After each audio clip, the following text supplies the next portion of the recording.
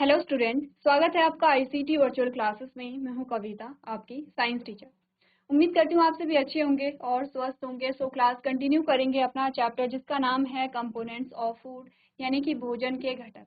अब भोजन के घटकों में हम बात कर रहे थे यहाँ पर न्यूट्रिएंट्स यानी कि पोषक तत्वों की। आपने पढ़े हैं 6 प्रकार के पोषक तत्व होते हैं, जिनमें से आपने कार्बोहाइड्रेट पढ़ा, आपने प्रोटीन पढ़ा, फैट आपने पढ़ा, विटामिन एंड मिनरल्स के बारे में हमने बात की।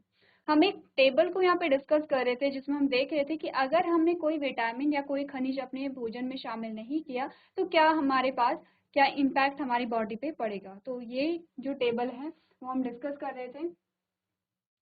अब देखिए, अभी तक हमने सबसे पहले जो फूड है, जो भोजन है, उसका हमने इंट्रोडक्शन देखा। उसके बाद हमने न्यूट्रिएंट्स और न्यूट्रिशन की बात की, यानी कि पोषण और पोषक तत्वों की हमने बात की है। नेक्स्ट हमने बात की है यहाँ पर अलग अलग जो न्यूट्रिएंट्स हमारे पास आते हैं, अलग अलग जो पोषक तत्व हमारे पास आते हैं, उनके बारे में हमने बात की है। तो हमारे पास टोटल 6 पोषक तत्व यहाँ पर आए हैं। आपने नोट किया होगा, मैं मान के चल रही हूँ कि जो भी चीजें हम डिस्कस कर रहे हैं वो आप लोग क्या करेंगे, यहाँ पे नोट कर रहे होंगे। ठीक है, तो यहाँ पर हमारे पास न्यूट्रिएंट्स आए थे। अब एक एक करके हमने न्यूट्रिएंट्स के बारे में बात की। सबसे पहले कार्बोहाइड्रेट आया। कार्बोहाइड्रेट के क्या कार्य होते हैं और कार्बोहाइड्रेट किस प्रकार के भोजन में पाया जाता है, इसके बारे में हमने बात की। देन प्रोटीन में भी सेम आपने पढ़ा है कि प्रोटीन के क्या कार्य होते हैं और प्रोटीन के क्या फंक्शंस के साथ साथ आपने उनके जो स्रोत हैं उनके बारे में हमने बात की। हमने कहा प्लांट सोर्स होते हैं और एनिमल सोर्स दोनों ही हमारे पास आते हैं। देन हमने बात की है फैट यानी कि वसा के बारे में। सेम चीज आपने वसा के बारे में डिस्कस की है कि क्या कार्य होते हैं वसा के और क्या यहाँ पर कौन किन प्रकार के भोजन में ये पाया जाता है। अब हम बात कर रहे हैं विटामिन के बारे में। जो विटामिन है, हमने कहा विटामिन अलग अलग प्रकार के होते हैं और अलग अलग प्रकार के विटामिन अलग अलग प्रकार के पोषक भोजन में पाए जाते हैं, अलग अलग प्रकार के वेजिटेबल्स और फ्रूट में पाए जाते हैं। जैसे हमने बोला कि जो यहाँ पर पोषक तत्व हैं, जैसे कार्बोहाइड्रेट हैं, तो कार्बोहाइड्रेट अलग प्रकार के भोजन में पाया जाता है, प्रोटीन अलग प्रकार के भोजन में पाया जाता है। वैसे ही vitamin A B C D E K हमारे पास अलग अलग आते हैं। Vitamin A, vitamin B, vitamin C, vitamin D, vitamin E, vitamin K. तो हमारे पास ये सारे जो विटामिन होते हैं ये भी अलग अलग प्रकार के भोजन में पाए जाते हैं। मैंने आपको होमवर्क में दिया था, आप ये देखेंगे विटामिन ए का क्या स्रोत है, विटामिन बी किस प्रकार के वेजिटेबल्स और फूड में पाया जाता है। इसी प्रकार से आपने सारे विटामिन के जो स्रोत हैं, सोर्स हैं, वो लिखने थे। तो आई होप आप लोगों ने होमवर्क अपना कंप्लीट किया होगा। इसके बाद हम बात कर रहे थे यहाँ पर विटामिन जो अलग अलग प्रकार के होते हैं और उनके क्या क्या कार्य होते हैं। एक बार जल्दी से रिवाइज कर लेते हैं विटामिन और उनके कार्य को। विटामिन ए जो होता है हमारे आंखों के लिए सबसे ज्यादा इंपॉर्टेंट, हमारे आंखों के लिए होगा और स्किन के लिए होता है। ठीक है, सेकेंड है विटामिन बी। अब विटामिन बी कॉम्प्लेक्स आपने पढ़ा होगा क्योंकि विटामिन बी भी अलग अलग प्रकार के होते हैं। ठीक है, विटामिन बी के आपने अलग अलग प्रकार आगे जाके जब आप डिटेल में पढ़ेंगे तब आप देखेंगे। अगर जनरल सा फंक्शन हम देखें तो हमने कहा जो भी भोजन हम ग्रहण कर रहे हैं उस भोजन से हमें ऊर्जा जो प्राप्त हो रही है, उस ऊर्जा का उपयोग करने में हमारी मदद कौन करेगा, विटामिन बी करेगा। अगर विटामिन बी की कमी है तो हमने कहा कि भोजन से हमें ऊर्जा नहीं मिल पा रही है, हम उस ऊर्जा का उपयोग नहीं कर पा रहे हैं और इसी वजह से हम देखते हैं कि क्या होती है, यहाँ पे वीकनेस हो जाती है। ठीक है, अगर विटामिन सी की बात करें, हमने कहा हमारे जो गम्स होते हैं, हमारे जो मसूड़े होते हैं, उनके लिए बहुत मददगार होता है, उनके लिए बहुत इंपॉर्टेंट होता है। इसके अलावा रक्त वाहिकाओं और संक्रमण से लड़ने में हमारी सहायता करता है। विटामिन डी की बात करें, हमने कहा विटामिन डी हमारे बोन्स के लिए, हमारे दांतों के लिए बहुत ज़्यादा इंपॉर्टेंट है। और विटामिन डी जो है अगर नहीं होगा, विटामिन डी की कमी हो जाएगी तो आपने कहा हड्डियों से रिलेटेड जो दिक्कत है वो होने लगेगी। विटामिन ई की बात करें, हमने कहा विटामिन ई जो है हमारी स्किन और हमारे जो बाल होते हैं, हमारे जो हेयर होते हैं, उनके लिए बहुत इंपॉर्टेंट होता है। अगर आपको अपनी स्किन को स्वस्थ रखना है, अपने बालों को स्वस्थ रखना है, तो विटामिन ई की जो मात्रा है वो रेगुलरली अपने भोजन में आप लोग ऐड करेंगे।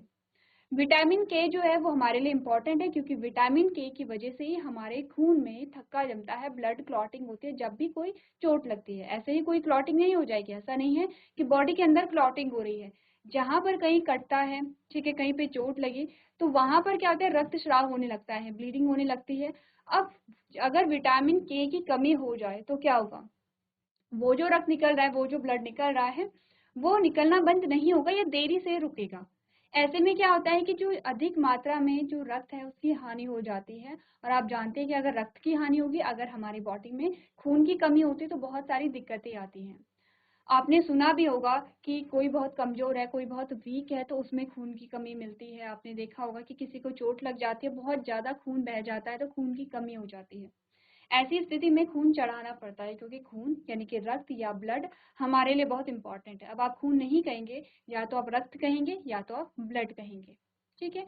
तो जो ब्लड है वो हमारे लिए इंपॉर्टेंट क्यों होता है, क्योंकि हमने कहा ब्लड ही तो वो चीज़ है जो पूरी बॉडी में चीज़ों को डिस्ट्रीब्यूट कर रही है, चाहे वो डाइजेस्टेड फूड हो यानी कि पाचित भोजन हो, ठीक है, चाहे वो गैसेस हो, ऑक्सीजन हमने कहा हमारे लिए इंपॉर्टेंट होती है।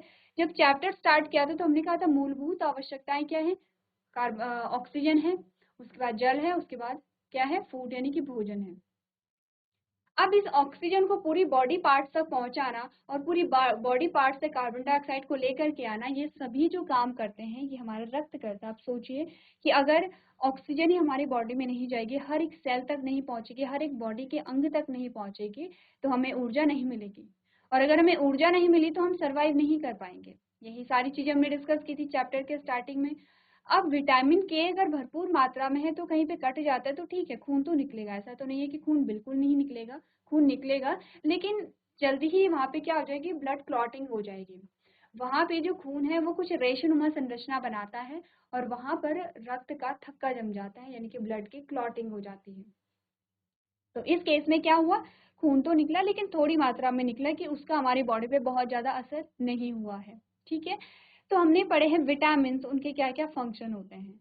इसके बाद की जो टेबल है उसमें हम डिस्कस कर रहे थे विटामिन की कमी से होने वाले रोग, तो इजी है। हमने कहा विटामिन ए हमारी आंखों के लिए इंपॉर्टेंट है, अगर विटामिन ए की कमी हो जाती है तो आंखों से संबंधित रोग होगा। विटामिन बी जो है वो यहाँ पर क्या करता है, ऊर्जा के उपयोग में मदद कर रहा है, अगर विटामिन बी1 नहीं मिला तो क्या होगा, ऊर्जा नहीं मिलेगी, वीकनेस आएगी, ठीक है। विटामिन सी हमारे मसूड़ों के लिए इंपॉर्टेंट है, अगर विटामिन सी की कमी है तो मसूड़ों से खून निकलने लगेगा, मसूड़े स्वस्थ नहीं रहेंगे। विटामिन डी नहीं मिलेगा तो क्योंकि हड्डी के लिए इंपॉर्टेंट है तो हड्डी से संबंधित रोग होगा।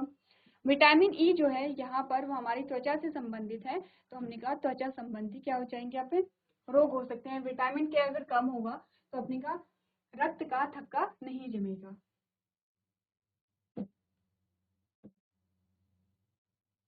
चलिए, अब हमने बात की है यहाँ पर मिनरल्स के बारे में, यानी कि खनिज पदार्थों के बारे में। खनिज पदार्थ क्या होते हैं, कितने प्रकार के होते हैं, ये हम डिस्कस कर चुके हैं। हम डिस्कस कर रहे थे इस टेबल को। इस टेबल में आपको विटामिन और मिनरल्स के नाम बताए गए हैं। पहले कॉलम में, ये जो कॉलम है इसमें विटामिन और मिनरल्स के नाम है। इसमें उन विटामिन और उन खनिज या उन मिनरल्स की कमी से होने वाले रोग हैं, और ये जो थर्ड कॉलम है ये उन रोगों के लक्षण हमें बताता है। तो हमने कहा विटामिन ए की कमी हो गई तो हमें क्या होगा, नाइट ब्लाइंडनेस, जिसे आप रतौंधी कहते हैं, यानी कि आपको अंधेरे में, आपको यानी कि जिस व्यक्ति में विटामिन ए की कमी होगी उस व्यक्ति को अंधेरे में नहीं दिखाई देगा, जिसे हम रतौंधी कहते हैं। विटामिन बी1 की कमी होगी तो बैरी बैरी होगा, जिसमें वेट लॉस हो जाएगा और मांसपेशियां कमजोर हो जाएंगी यानी कि वीकनेस आ जाएगी। विटामिन सी की कमी से स्कर्वी होता है, जिसमें क्या होगा, यहाँ पर मसूड़ों से खून बहेगा, ये विटामिन सी है, ठीक है, ध्यान दीजिए। मसूड़ों से क्या होता है, खून बहने लगता है। विटामिन डी की कमी से रिकेट्स होता है, जो कि हड्डियों से संबंधित, आपने कहा कोमल, यहाँ पे हड्डियां हो जाती हैं और कमजोर होने लगती हैं। विटामिन ए की कमी से क्रॉन्स डिजीज होता है, जिसमें जो स्किन है वो पेल होने लगती है और रैपिड एजिंग यानी कि पीली त्वचा होने लगती है, और समय से पहले या फिर आप अपनी उम्र से अधिक बूढ़े देखने लगते हैं, ठीक है। विटामिन के की कमी से यहाँ पर हेमोरिया होगा, जिसमें एक्सेसिव ब्लीडिंग होती है विद डिले इन क्लॉटिंग, यानी कि थक्का जमने में अत्यधिक समय लगता है तो रक्तस्राव वहाँ पे होने लगता है। ये आपने बात कर ली है विटामिन के बारे में। अब हम मिनरल्स हमारे पास आते हैं और देख लेते हैं मिनरल्स क्या होते हैं। मिनरल्स की कमी से होने वाले वो कौन कौन से रोग होते हैं। सबसे पहला आता है कैल्शियम। जो कैल्शियम है यहाँ पर आपने बोला ऑस्टियो मलेशिया और ऑस्टियोपोरोसिस नामक यहाँ पे क्या होती है, डिजीज होती है, ठीक है, जिसमें इसके लक्षण क्या, ब्रिटल्स बोन यानी कि हड्डियां कमजोर होने लगती हैं। इन शॉर्ट आप इतना समझिए, ऐसा नहीं कि आपको ये सारे वर्ड्स याद करने ही पड़ेंगे, जिस बच्चे को अगर याद हो जाते हैं तो अच्छी बात है, अदरवाइज आप इतना समझिए कि कैल्शियम की कमी से क्या होती है, आपकी हड्डियां कमजोर होती हैं, ठीक है। अब हमने कहा, अब आप कहेंगे कि विटामिन डी भी वही काम कर रहा है, कैल्शियम भी वही काम कर रहा है, क्योंकि कैल्शियम के एब्जॉर्प्शन में विटामिन डी जो है वो यहाँ पे क्या होगा, इंपॉर्टेंट होता है। नेक्स्ट हमने कहा फास्फोरस जो होता है वो बैड टीथ एंड रिकेट्स यानी कि twisted limbs and unformed teeth. अगर फास्फोरस की कमी हो जाती है तो मुड़े हुए अंग और विकृत दांत होते हैं। अंगों में आपने देखा होगा कि कोई जो व्यक्ति होता है उसके जो अंग होते हैं वो टेढ़े मेढ़े हो जाते हैं, मतलब जैसे आपने देखा हमारी जो बॉडी होती है उससे थोड़ा अलग होते हैं अंग, थोड़ा सा टेढ़े वहां पर दिखने लगते हैं और जो दांत होंगे वो विकृत होने लगते हैं। अगर हमने कहा आयरन की कमी हो जाती है तो एनीमिया हो जाता है। ठीक है, आयरन की कमी होगी तो खून की कमी हो जाती है, जिसमें जो आपकी रक्त कोशिकाएं हैं जिन्हें आप लाल रक्त कोशिकाएं या रेड ब्लड सेल्स कहते हैं उनमें कमी होने लगती है। और हमारे पास एक और मिनरल्स आता है आयोडीन, जिसकी कमी से गोइटर होता है। आयोडीन की कमी से क्या आता है, गले में आपने देखा होगा कि गले में इतनी बड़ी सी जो गांठ है वो बनने लगती है, तो बड़ी हुई थायराइड ग्रंथि यहाँ पर आपको देखने को मिलती है, जिसको जो क्या करता है मेटाबॉलिज्म में भी अब क्या करेगा, प्रॉब्लम करेगा। तो प्रीवियस लेक्चर में हमने विटामिन के बारे में पढ़ा था, अभी हमने मिनरल्स के बारे में पढ़ लिया है। आपको पूरी जो टेबल है वो एक बार देखनी है, पूरी टेबल को देखिए, उसे नोट कीजिए और सारी इंपॉर्टेंट है, क्योंकि इस टेबल की मदद से आप समझ पाएंगे कि विटामिन हमारे लिए क्यों इम्पोर्टेंट है, मिनरल्स हमारे लिए क्यों इम्पोर्टेंट है, क्यों हमें हर एक पोषक तत्व को अपने भोजन में शामिल करना चाहिए।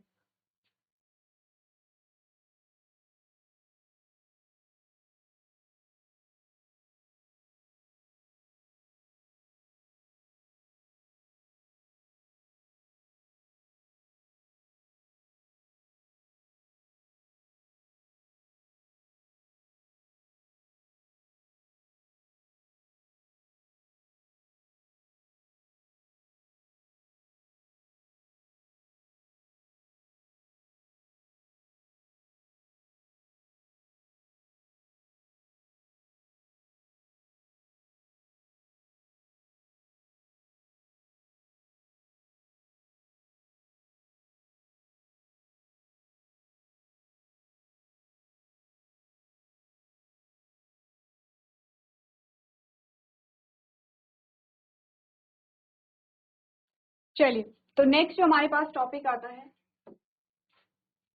अब हम बात करेंगे। मैंने आपसे प्रीवियस लेक्चर में क्वेश्चन आपको दिया था कि आपको घर से पढ़ करके आना है। वो क्वेश्चन ये था, आपके लिए क्वेश्चन ये था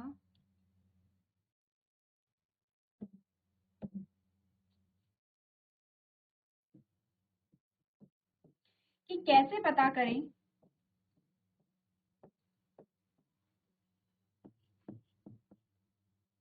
कि किस भोज्य पदार्थ में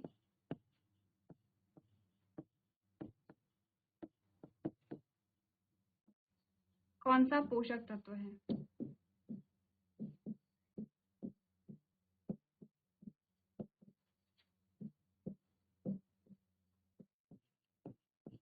हमने ये तो बता दिया है कि यहाँ पर हमें सारे पोषक तत्व ग्रहण करने चाहिए। हमने साथ ही साथ ये भी बात की है कि अगर कोई फिजिकल एक्टिविटी ज़्यादा करता है, शारीरिक श्रम अगर अधिक करता है तो उसे कार्बोहाइड्रेट ज़्यादा लेना चाहिए। अगर कोई शारीरिक श्रम नहीं करता है, किसी की ऑफिस जॉब है, तो उसे प्रोटीन अपने भोजन में ज़्यादा सम्मिलित करना चाहिए। तो हमें कैसे पता चले कि किस भोज्य पदार्थ में कौन सा पोषक तत्व है। अगर हमें फॉर एग्जांपल कि आपको प्रोटीन अधिक मात्रा में लेना है, तो इसके लिए आपको पता होना चाहिए कि उस भोज्य पदार्थ में प्रोटीन है या नहीं है। मैंने आपको कहा कि जो पल्सेस हैं, पल्सेस आप इन पल्सेस का इंटेक आप कीजिए, पल्सेस यानी कि दाल को आपने ग्रहण किया है और आपको यहाँ पे प्रोटीन मिल जाएगा। तो हमें कैसे पता चला कि जो दालें हैं उनमें प्रोटीन पाई जाती है। ये मैंने कहा आप एग्स खाइए, उसमें आपको क्या मिलेगा, प्रोटीन मिलेगा। तो हम कैसे मान लें कि किसी भोज्य पदार्थ में प्रोटीन ही होगा या कार्बोहाइड्रेट ही होगा। तो उसके लिए हमारे पास कुछ टेस्ट आते हैं। हमने कहा कुछ ऐसे परीक्षण हमारे पास आएंगे, कुछ ऐसे टेस्ट आते हैं जो हमें बताते हैं कि किस भोज्य पदार्थ में कार्बोहाइड्रेट है, किस में प्रोटीन है और किस में यहाँ पे वसा पाई जाती है। सबसे पहले एक टेस्ट हम देखेंगे जो कार्बोहाइड्रेट का परीक्षण करता है, यानी कि किसी भोज्य पदार्थ में कार्बोहाइड्रेट है या नहीं है। ये टेस्ट करने के लिए हमारे पास क्या आता है, एक टेस्ट आता है, एक मेथड आता है। ठीक है, इसमें सिंपली आपको बहुत ज़्यादा चीज़ें नहीं चाहिए। ये जो टेस्ट है वो आप अपने लैब में कर सकते हैं, अपने टीचर्स को आप बोल सकते हैं कि आपको कार्बोहाइड्रेट का टेस्ट करना है। हो सकता है कि आप में से कुछ बच्चों ने टेस्ट किया भी होगा। तो आपको कुछ नहीं चाहिए, आपको एक सैंपल चाहिए होगा। सैंपल का मतलब है कि भोज्य पदार्थ जिसका आपको टेस्ट करना है। आपने कोई भी फूड ले लिया है, कोई भी आपने भोजन ले लिया है और अब आपको उसे टेस्ट करना है, इसमें कार्बोहाइड्रेट है या नहीं है। एक और चीज़ आपको चाहिए होगी, वो है आयोडीन सॉल्यूशन। ठीक है, आयोडीन सॉल्यूशन आपके लैब में होगा, इजीली आपको अवेलेबल होगा। अब आयोडीन सॉल्यूशन आपको चाहिए होगा। हमें सिर्फ इतना करना है कि यहाँ पर वो जो सैंपल है, सैंपल को आप लेंगे, लेकिन ध्यान रखिए सैंपल जो है वो लिक्विड में होना चाहिए, ड्राई नहीं होना चाहिए। तो हमने क्या किया, हमने चावल लिए। हमें चावल में क्या करना था, मैंने आपको कहा कि अगर आपको कार्बोहाइड्रेट लेना है तो आप चावल ले सकते हैं। चावल में क्या होते हैं, कार्बोहाइड्रेट अच्छी मात्रा में होते हैं, या आलू में जो कार्बोहाइड्रेट है वो अच्छी मात्रा में होते हैं। अब हमने चावल को ले लिया है एज अ सैंपल, हमारे पास चावल सैंपल है, लेकिन चावल क्योंकि ड्राई है, अब हमने क्या किया, चावल को पानी में भिगो दिया। जब आपने चावल को पानी में भिगोया तो अब आप चावल को अलग कर लेंगे और पानी को अलग कर देंगे। जब आप पानी को अलग करते हैं तो आपके पास जो पानी आता है वो दूधिया पानी होता है, व्हाइटिश कलर का होता है। आप सभी ने देखा होगा अपने घरों में, हो सकता है किसी बच्चे को खाना बनाना आता होगा तो उसने खुद यहाँ पे देखा होगा, या आपने अपने घरों में अपने पेरेंट्स को खाना बनाते हुए देखा होगा। जब वो चावल को धोते हैं तो चावल से क्या निकलता है, दूधिया पानी निकलता है। वो जो पानी है वही हमारा क्या होगा, सैंपल होगा। क्लियर है इतना, क्योंकि पानी, क्योंकि चावल से कुछ तो निकला है कि जिसने पानी को क्या किया है, वाइट किया है। तो वो जो पानी होगा वो हमारा सैंपल होगा। जैसे आप इमेज में देख सकते हैं कि यहाँ पर ये जो टेस्ट ट्यूब है, टेस्ट ट्यूब आप जानते हैं, टेस्ट ट्यूब एक ट्यूब जैसी संरचना होती है, ट्यूब होती है ऐसे ही जैसे आपको बता रखी है।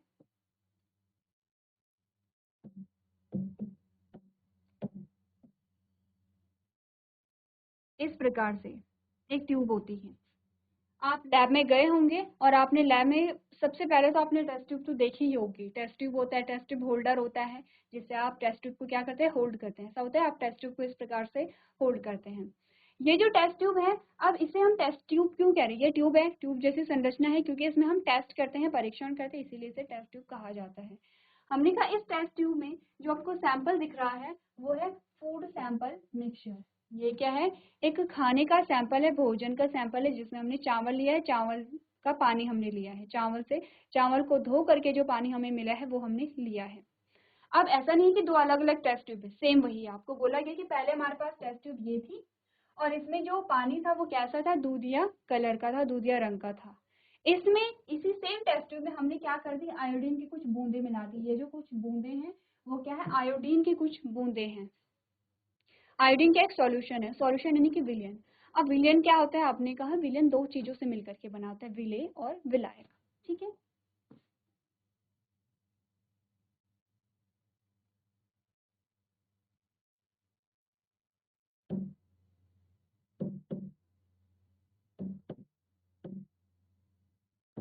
चलिए अगर हम बात करें कि विलयन क्या होता है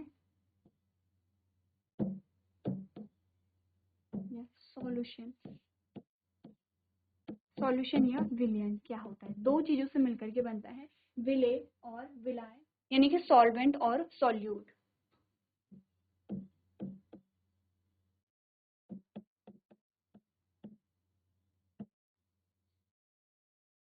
ठीक है, सॉल्वेंट एंड सॉल्यूट दो चीजें होती हैं। अब ये सेम ऐसा है कि जैसे हमने कहा कि हमने पानी लिया और हमने चीनी ली, हमने चीनी को पानी में घोलना है और एक सॉल्यूशन हमने बनाना है। तो हमने कहा कि यहाँ पर पानी क्या होगा, विलायक होगा, और चीनी क्या होगी, विलेय होगी।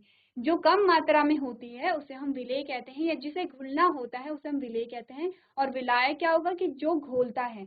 तो मोस्टली जो हमारे पास विलायक होते हैं वो पानी आते हैं, हम पानी में ही चीजों को घोलते हैं, तो हमने कहा विलायक क्या होगा, पानी होगा। और पानी में हमने कुछ चीज ऐड की है, वो है विलेय, जो कि क्या करेगी, उसमें घुल जाती है। क्लियर है, तो हमने कहा कि ये हमारा विलायक है, ये हमारा विलेय है, और ये दोनों मिक्स होकर के क्या बनाते हैं, सॉल्यूशन बनाते हैं। तो वैसा ही हमारे पास क्या आता है, आयोडीन सॉल्यूशन आता है। ठीक है, हमने क्या हुआ, जब हमने उस सैंपल में आयोडीन की कुछ बूंदे मिलाए तो आपको क्या कलर देखने को मिला, ब्लू ब्लैक कलर। आपको नीले से काला रंग यहाँ पर देखने को मिलता है, यानी कि ब्लू ब्लैक कलर आपको यहाँ पर देखने को मिलता है। अगर आपने आयोडीन की कुछ बूंदे मिलाई और आपको यहाँ पर ब्लू ब्लैक यानी कि नीले से काला रंग दिखाई दिया, इसका मतलब कि यहाँ पर कार्बोहाइड्रेट उपस्थित है। यानी कि आयोडीन मिलाने पर कार्बोहाइड्रेट कैसा रंग देता है, ब्लू से ब्लैक कलर देता है। अब आपने कोई दूसरा फूड सैंपल ले लिया है और आपने उसमें क्या किया, आयोडीन के कुछ बूंदे मिलाई, लेकिन वो जो कलर है वो चेंज नहीं हुआ, आपको ब्लू से ब्लैक कलर नहीं मिला है, इट मीन्स कि वहाँ पर कार्बोहाइड्रेट उपस्थित नहीं होता है। ठीक है, सेम यही टेस्ट है, सिंपल सा टेस्ट है, पढ़ लेते हैं और इस सेम टेस्ट को आप अपने लैब में भी कर सकते हैं। तो क्या पढ़ा हमने, हमने कहा carbohydrate present in all food items are tested by iodine test. हमने कहा आयोडीन परीक्षण द्वारा सभी खाद्य पदार्थों में मौजूद कार्बोहाइड्रेट का परीक्षण किया जाता है। Few drops of dilute iodine solution are added to the sample food items. If the color changes from brown to blue black, the presence of starch is confirmed. हमने कहा कि जो नमूना खाद्य पदार्थ है, नमूना खाद्य पदार्थ समझते हैं वो खाद्य पदार्थ जिसका टेस्ट कर रहे हैं हम। टेस्ट किसका कर रहे हैं, चावल को धो करके जो पानी हमारे पास आया है हम उसका टेस्ट कर रहे हैं। तो वो जो चावल को धो करके पानी आया है वही हमारा सैंपल होगा और उसी को हम नमूना खाद्य पदार्थ भी कह रहे हैं। ठीक है, तो हमने क्या किया, नमूना खाद्य पदार्थ में तनु आयोडीन घोल की कुछ बूंदें मिलाई हैं। यदि रंग भूरे से नीले काले रंग में बदल जाता है तो स्टार्च की उपस्थिति की पुष्टि हो जाती है। अब अगर आपके पास आयोडीन सॉल्यूशन है तो आप किसी भी फूड को देख सकते हैं, किसी भी फूड को टेस्ट कर सकते हैं और आप देखेंगे कि कलर यहाँ पर क्या आया है। अगर कलर ब्लू ब्लैक नहीं आया तो इसका मतलब कार्बोहाइड्रेट नहीं है, अगर कलर ब्लू ब्लैक आया है तो इसका मतलब इसमें कार्बोहाइड्रेट उपस्थित है। ठीक है, इसी बेस पे, इसी आधार पर आपको बताया गया है कि किस भोज्य पदार्थ में कौन सा पोषक तत्व पाया जाता है। तो एक बार आप पूरा टेस्ट पढ़िए और देखिए कि आपने टेस्ट में क्या क्या किया है।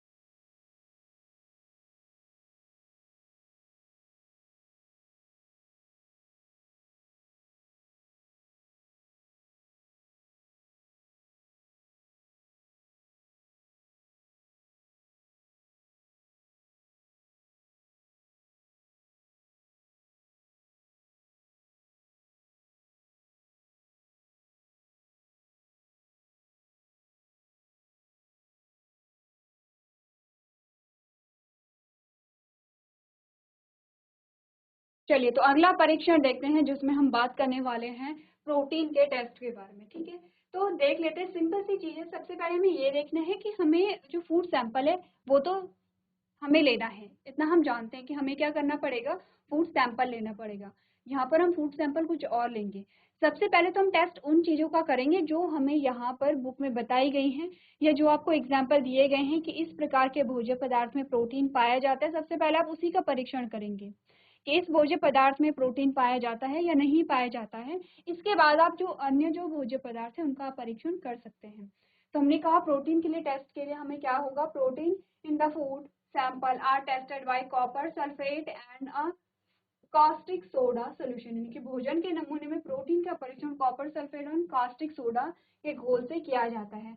अब ये कॉपर सल्फेट जो है और कास्टिक सोडा जो है ये आपको आपके लैब में अवेलेबल होंगे। जो आपकी लेबोरेटरी होगी, जो साइंस की लैब होती है, वहाँ पर ये सारी चीज़ें अवेलेबल होंगी। ठीक है, ऐसा नहीं है कि आपको खरीदना पड़ेगा। अब हमें क्या क्या चाहिए होगा कि भोजन का नमूना हमें चाहिए, copper sulphate and caustic soda solution हमें ये चाहिए होंगे। करना क्या है, the sample food items is made into a very dilute paste and the above solution are added to it. सबसे पहले हमें यहाँ पे जो परीक्षण करना है, जिस भोज्य पदार्थ पर हमें परीक्षण करना है, हमने कहा हम यहाँ पर ले लेते हैं दाल को, पल्सेस को। हमने यही कहा था कि दाल में क्या होता है, प्रोटीन पाया जाता है। लेकिन फिर से हमें क्या है, जो सैंपल है वो हमें कैसा बनाना पड़ेगा, सॉलिड नहीं चलेगा। तो आप क्या करेंगे, दाल का बहुत बारीक पेस्ट हम बना लेंगे। तो हमने क्या बोला कि यहाँ पर नमूना खाद्य पदार्थ को बहुत पतला पेस्ट बनाया जाता है और उसमें उपरोक्त घोल मिलाया जाता है। आपने क्या किया, दाल को पीस करके उसका पेस्ट बना दिया है और आपने ये जो आपको सॉल्यूशन बताए गए हैं, ये सॉल्यूशन उसमें ऐड किए गए हैं। यदि परिणामी घोल, हमने कहा if the colour of the resulting solution changes to purple, the presence of protein is confirm. हमने बोला कि जब हमने उस पेस्ट में, दाल के पेस्ट में जब हमने कॉपर सल्फेट और कास्टिक सोडा सॉल्यूशन को हमने ऐड किया, तो हमारे पास क्या आया, यदि परीक्षण घोल का रंग बदलकर बैंगनी हो जाता है, आपके पास जो पर्पल कलर आया है या फिर बैंगनी कलर आया है, तो प्रोटीन की उपस्थिति की पुष्टि हो जाती है। जब हम बात कर रहे थे, ध्यान दीजिए, दोनों टेस्ट में डिफरेंस क्या है, कार्बोहाइड्रेट के टेस्ट में और प्रोटीन के टेस्ट में डिफरेंस क्या है। कार्बोहाइड्रेट में आप जो भोजन था, जो आपका सैंपल था, एक तो वो अलग था, दूसरा आप उसमें क्या ऐड कर रहे थे, आयोडीन सॉल्यूशन को ऐड कर रहे थे, दूसरा चेंज आ गया। तीसरा क्या था कि आपको वहां पे कलर जो था वो ब्लू ब्लैक मिला अगर कार्बोहाइड्रेट प्रेजेंट है तो, तीसरा चीज। और यहाँ पर हमने क्या किया, सबसे पहले आपका जो सैंपल था, यहाँ पर जो नमूना खाद्य पदार्थ था, वो यहाँ पे दाल का पेस्ट होगा।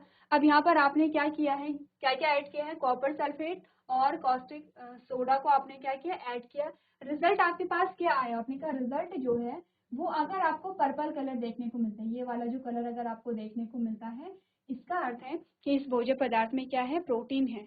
अगर यहाँ पर आपको पर्पल कलर ना मिल करके आपको ब्लू कलर मिल गया, तो क्या होगा, इसका मतलब यहाँ पर जो प्रोटीन है वो प्रेजेंट नहीं है। तो आपको ध्यान रखना है कि कार्बोहाइड्रेट के लिए जो कलर आएगा वो अलग होगा।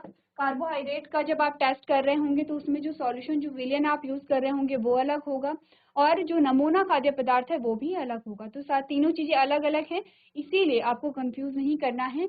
हमने कहा कार्बोहाइड्रेट में आएगा ब्लू ब्लैक, प्रोटीन में आएगा यहाँ पे पर्पल। ठीक है, तो कैसे आप याद करेंगे, पी से है प्रोटीन,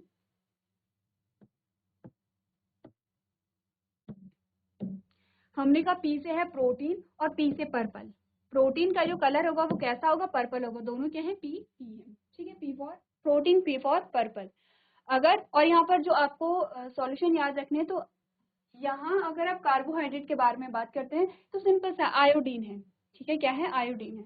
और यहाँ पर आपको क्या करना पड़ेगा, जो सॉल्यूशन आप ऐड कर रहे हैं उसे आपको देखना पड़ेगा। चलिए, तो एक बार आप पढ़िए, इसके बाद हम बात करेंगे यहाँ पर जो वसा है उसका परीक्षण कैसे किया जाता है। सबसे इजीएस्ट टेस्ट अगर कोई है तो वो होगा वसा का परीक्षण, जिसमें हम कुछ भी ऐड नहीं कर रहे हैं, हमको सिंपली उस भोज्य पदार्थ के बारे में पता चल रहा है कि इसमें फैट है या नहीं है।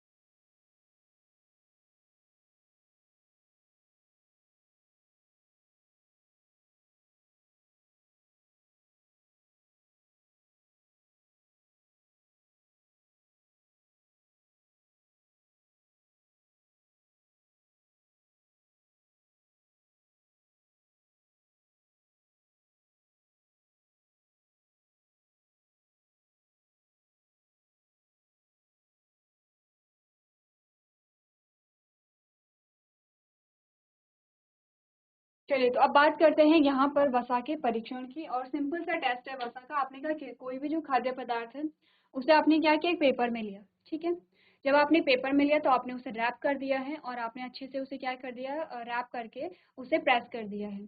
अब आप जब उस पेपर को खोलेंगे, जब आप उस पेपर को ओपन करेंगे, तो आपको कुछ ऐसी ड्रॉप वहां पर दिखाई देती है, कुछ जो तेलीय बूंदे होती हैं, जो ऑयल ड्रॉप होती हैं, वो आपको वहां पर दिखाई देती है। अगर यहाँ पर इस प्रकार की जो ड्रॉप है, ऑयल ड्रॉप, ये हमारे पास आती हैं, आपने बोला अगर इस प्रकार की डॉट हमारे पास आता है, इसका मतलब है कि उस भोज्य पदार्थ में क्या है, यहाँ पर वसा है। जैसे कि हमने कहा कि आप कोई भी सीड ले लीजिए, आपने मूंगफली का दाना लिया, एक पेपर था, पेपर में उसे रैप किया और आपने वहीं पर उसे क्या कर दिया, थोड़ा सा उसके पीस कर दिए, उसका चूरा कर दिया। जब आपने उसके पीस किए, उसका चूरा किया पेपर के अंदर, अब आपने जब उन दानों को हटाया और आपने देखा कि वहां पर क्या होगा, आपको ऑयल ड्रॉप मिलेगी, यानी कि तेलीय जैसे जो तेल की जो पैचेस होते हैं या तेल के जो धब्बे होते हैं, कुछ ऐसे आपको वहां पर देखने को मिलता है। तो करना क्या है, सिंपल सा टेस्ट है। आपने कहा fat in the food are tested by simple paper test. आपने कहा वसा, भोजन में वसा का परीक्षण एक साधारण कागजी परीक्षण द्वारा किया जाता है। A little amount of a sample food is wrapped in a paper and crushed। आपने कहा कि भोजन के नमूने की थोड़ी सी मात्रा को कागज में लपेट कर कुचल दिया जाता है। वही सेम हमने कहा एग्जाम्पल, आपने क्या लिया, मूंगफली का दाना लिया, पेपर के अंदर रखा और उसे वहां पे क्या कर दिया है, आपने उसे क्रश कर दिया है, उसका चूरा कर दिया है। ठीक है, उसके बाद क्या हुआ, if a paper gets a oily patch the presence of fat in the food is confirm, कि यदि कागज पर तेल का धब्बा हो जाता है तो भोजन में वसा की उपस्थिति की पुष्टि हो जाती है। तो हम कह सकते हैं कि जो तेलीय चीजें होती हैं उसमें वसा पाई जाती है। होता है ऐसा, क्लियर है सबको। अब हमने यहाँ पे कार्बोहाइड्रेट, प्रोटीन और फैट तीनों के टेस्ट पढ़ लिए हैं। अभी तक आपको अगर कोई डाउट है, कोई चीज समझ नहीं आई है, तो आप लोग पूछ सकते हैं। जीजीआई से अजयपुर, आपको आवाज आ रही है? जीजीआई से अजयपुर।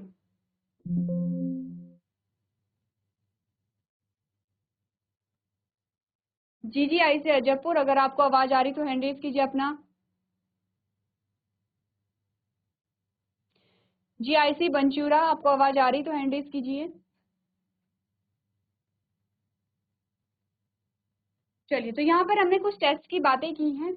इसके बाद हमारे पास जो नया टॉपिक आएगा, हम बात करेंगे फाइबर। फाइबर क्या होते हैं, क्या फाइबर भी पोषक तत्व होते हैं, अगर पोषक तत्व नहीं होते हैं तो फाइबर का क्या काम होता है हमारे बॉडी में या हमारे भोजन में, क्यों हमें फाइबर को लेना चाहिए, फाइबर किस प्रकार के भोजन में पाया जाता है। सेम चीज जो आपने पोषक तत्वों के बारे में बात की है, सेम चीज हम यहाँ भी पढ़ेंगे फाइबर के बारे में। ठीक है, फाइबर के बाद हमारे पास जो टॉपिक आता है वो आता है संतुलित आहार, यानी कि बैलेंस डाइट क्या होती है।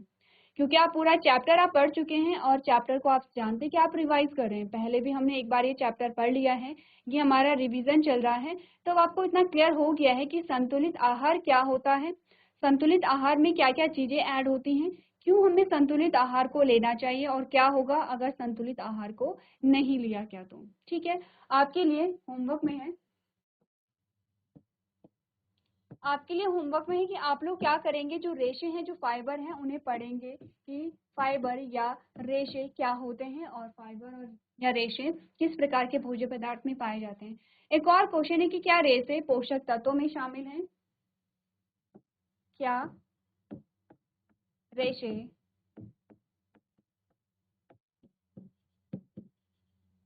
पोषक तत्व में शामिल हैं।